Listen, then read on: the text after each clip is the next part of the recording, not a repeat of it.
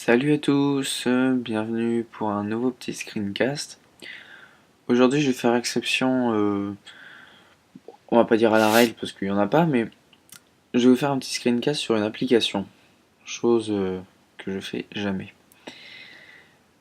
Pourquoi une application? Parce que je suis, on va dire, totalement amoureux de Reader. Reader, je pense que vous en avez déjà entendu parler, parce que déjà c'est une appli qui a été en bêta pendant un moment avec des drafts tous les 3 matins. Qui est enfin en, en version finale dispo sur le Mac App Store, qui est à 7,99 € je crois. Euh, donc, Reader, la petite icône, hop. Bon, alors là, il est pas, je l'ai déjà un petit peu personnalisé, donc il est pas par défaut, mais je vais vous montrer néanmoins tout ce qu'on peut faire avec, niveau personnalisation, niveau fonctionnalité. C'est juste awesome, quoi. C'est vraiment rempli de partout, c'est personnalisable, enfin c'est giant. Alors, ça fonctionne avec Google Reader, donc il faut avoir un compte Google Reader, of course.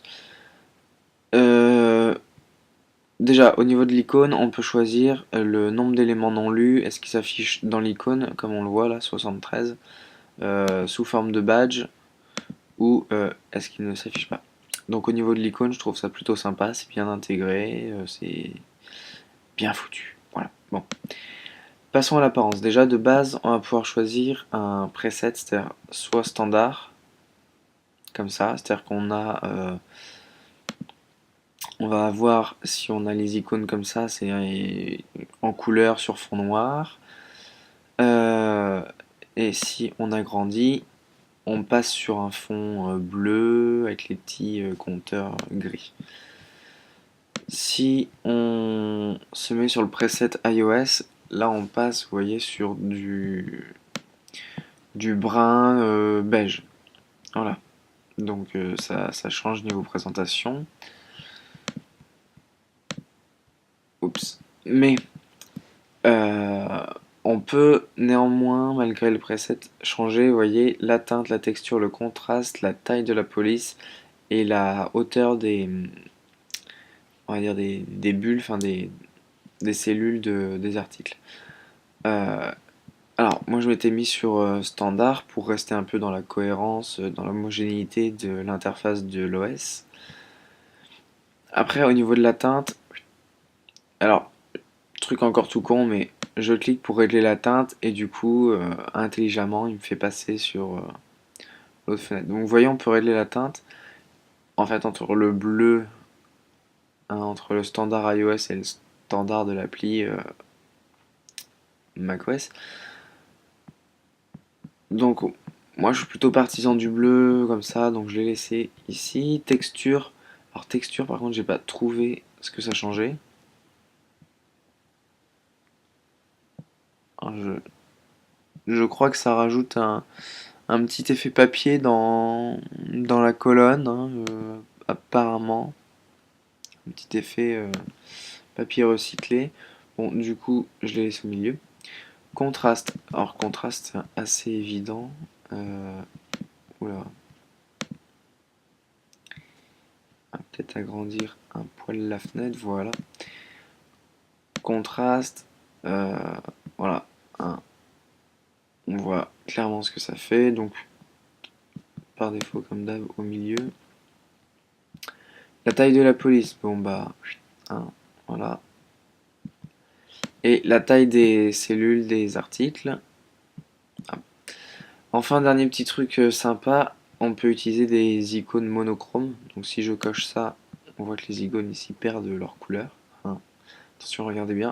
Hop, hop, hop, hop. Donc bah voilà. Par contre, les icônes perdent de leur couleur, mais les icônes gardent quand même leur couleur quand on est dessus, hein. C'est-à-dire que là, je suis sur Wheel of Mac, bah ping, l'icône est en couleur, je vois très bien sur quoi je suis. Euh, Ensuite, on va rester dans le côté personnalisation. On peut réduire ça. Voilà, donc là la présentation change un peu. Encore un truc à Awesome, mais c'est dans l'appli. Enfin, vous voyez là, vous dites, oh mince, on peut réduire et ça déforme les icônes. Ouais, mais non. Ping. Avec un petit effet. Toujours Awesome. Vraiment génial. On va avoir la possibilité de, niveau présentation, d'avoir la liste des flux, la liste des articles et l'article. On peut aussi réduire à ça. Et du coup, je double-clique sur un article. J'ai mon article juste ici. Je ferme. Article suivant. Toujours avec des effets awesome. Enfin, c'est vraiment juste super, super bien foutu. Hop. On remet comme ça. Ah bah, voilà. Donc ensuite, la synchronisation. Il se synchronise avec votre compte Google Reader, comme je vous disais. Donc vous pouvez choisir... est-ce qu'on synchronise tout? Est-ce qu'on synchronise que dalle? Quand est-ce qu'on synchronise? Bref. Et combien de temps vous allez conserver les articles lus? C'est-à-dire que un article qui est lu, si vous voulez le retrouver éventuellement, bon, vous pouvez le conserver en fait. Donc combien de temps? Ensuite, et ça c'est encore un truc qui fait la force de Reader, c'est qu'il intègre moult euh, fonctionnalités de partage, on va dire partage, ouais, de fin de service.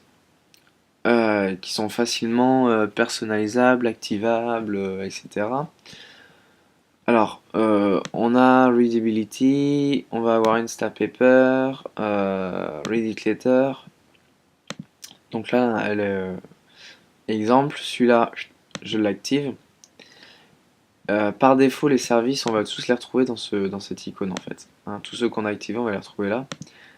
Mais si on veut avoir un accès plus rapide au service, on peut le Show in Toolbar.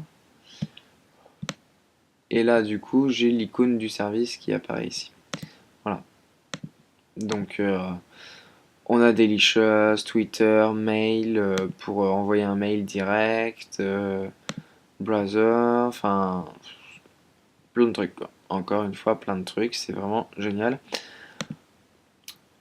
Ensuite, on va pouvoir changer la taille de la police, etc. Quand vous cliquez sur un lien dans le dans un article, par défaut, ça s'ouvre en fait, dans le navigateur intégré à l'application. Exemple, voilà.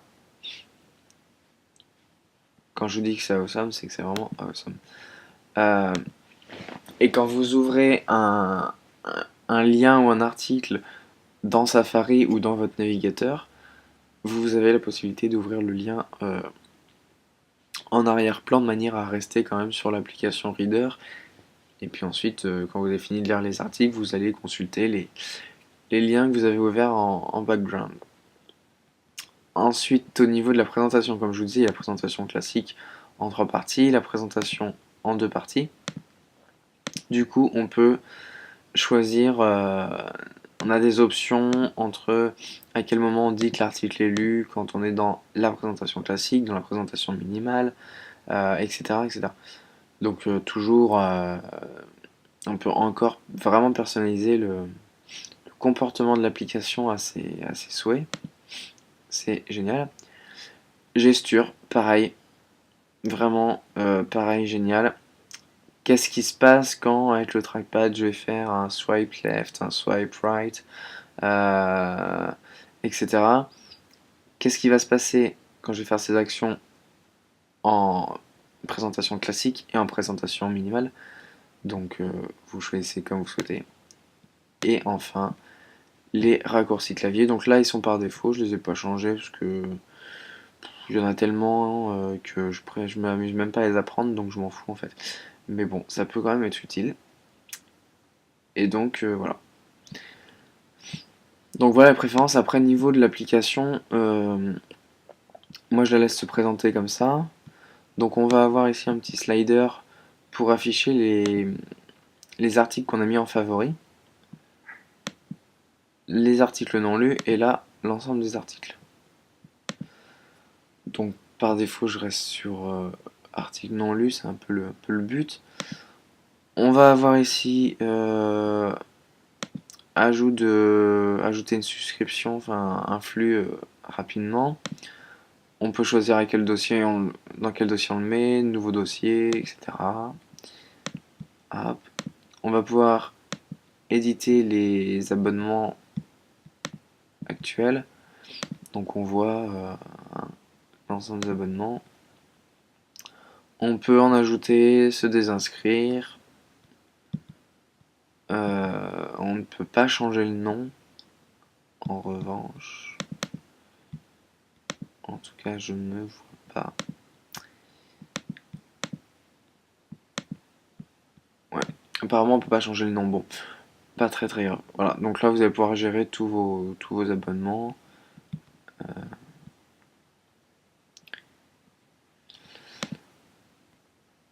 Faudra voir éventuellement comment est-ce qu'on déplace un flux d'un endroit à un autre. Je pense qu'il y a une petite feinte, sûrement. Alors, est-ce qu'après ça se fait dans Google Reader? Je sais pas, ce serait un petit peu relou. Bon, là je vois pas, on va pas s'attarder trois plombes là-dessus. On va revenir là. Donc voilà, hop, on consulte les articles. Il y a un truc qui est génial, c'est que souvent les flux RSS du style, clairement, Mac Génération nous affiche pas l'ensemble de la news. Dans quel but, vous allez me dire, pourquoi ils font chier? Bah parce que quand t'as pas l'ensemble de la news dans le RSS, tu vas voir l'ensemble de la news sur le site, et sur le site il y a de la pub et ça leur rapporte des thunes. Euh, bon, ceci dit, il y a une petite option, Readability, qui souvent fonctionne bien, mais des fois elle vous récupère le contenu d'un article qui est pas du tout celui-là. Je sais pas si c'est un bug du logiciel ou si c'est juste parce que bah, Mac Forever full brin dans le flux RSS, enfin je sais pas. Mais généralement ça fonctionne pas mal. Donc hop, on clique et voilà, ça nous récupère tout le contenu de l'article sur le site en fait. C'est super. Donc hop, petit swipe down et je vais au next article. On a aussi la petite flèche. Bon, comme vous souhaitez. Si vous dites ok, je vais pas me taper les 62 news pour les marquer comme lus, hop, tout est lu. Il y a juste à cliquer là, on dit voilà, c'est bon, j'ai tout lu. Un petit champ de recherche, là encore un effet awesome. Le dev qui a fait cette appli me fait halluciner. Bon, donc un champ de recherche, on va se mettre sur tous les articles, ce sera plus simple. Je sais pas, on va mettre Lion par exemple. Voilà, donc 111 articles trouvés. C'est instantané. Si je mets iOS 250, iOS 5 126, voilà, c'est excellent. On clique là, hop, c'est bon. Alors, donc là on a la liste de tous les articles, les notes, parce qu'on peut prendre une note sur un article. Je suis sur cet article. Je peux lui dire Note in Reader, du style, bah, cet article est génial. Hop, post.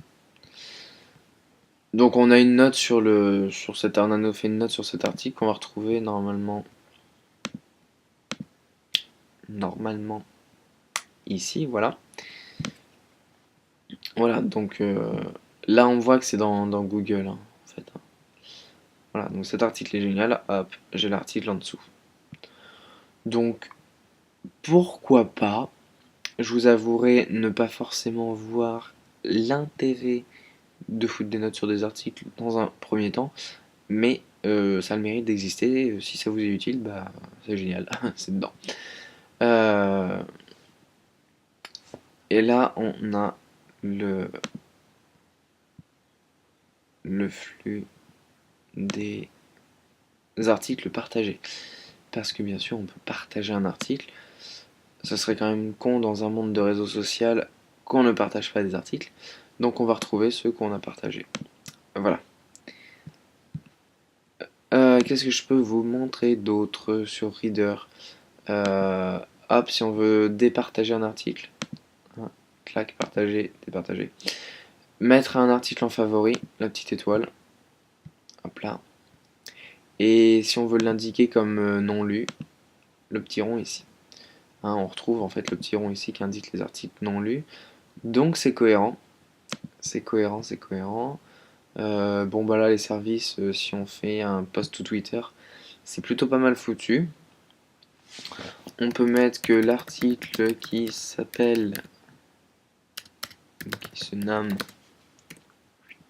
title, hein, et on peut intégrer en fait les balises, on va dire titre et lien, se trouve ici. Et là j'intègre le lien. Voilà, en plus ça intègre par défaut le raccourcisseur d'URL. Et là il peut faire update et ça tweet sur votre compte en fait. Voilà. Donc ce que je trouve génial, c'est que là souvent les lecteurs de flux RSS vous proposent de tweeter, mais ils balancent le truc à leur sauce. Là, c'est vous qui choisissez le message que vous allez mettre, et vous pouvez intégrer que le titre, le modifier, intégrer que le lien. Enfin, encore une fois, parfait. Toujours avec un design, je pense que vous l'avez vu au cours de ce screencast, un design qui poutre tout, vraiment tout. Et une ergonomie qui déboîte. Donc c'est juste the application pour les RSS sur le Mac. Comme je disais au développeur de Caffeinated l'autre jour, c'est que là, il a pas eu de bol le pauvre, il bosse à plein temps à côté. Et Reader est débarqué un jour d'un peu d'iOS, vous allez me dire, ouais, cette blague, mais un peu de n'importe où. C'est-à-dire qu'on l'attendait pas sur Mac, il a débarqué. Malgré une longue série de drafts, comme je vous disais, où on pouvait pas gérer les souscriptions et bon, où c'était relativement basique.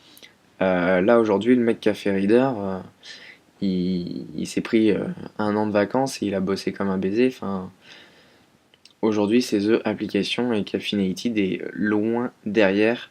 Même graphiquement, au niveau design, où Caffeinated promettait à mort et où je me disais, putain, ça va envoyer du steak, je l'aurai, je la veux. Bah aujourd'hui, voilà, j'ai pris Reader sur le Mac App Store à 7,99€ parce que ça les mérite vraiment. Voilà, donc je pense qu'on a fait un petit tour plutôt complet et pas trop mal de cette appli. Si vous avez des questions, bah n'hésitez pas. Éventuellement, si je peux y répondre, je me ferai un plaisir. Sinon, je vous renverrai vers le site de l'appli qui lui aussi est super bien foutu. C'est Awesome avec des effets 3D en JS. Donc voilà, voilà. Je vous souhaite une bonne journée. Parce que je vous fais ce screencast à 9h54, je viens de me réveiller. Je vous souhaite une bonne journée et je vous dis à très bientôt sur le blog. Ciao ciao.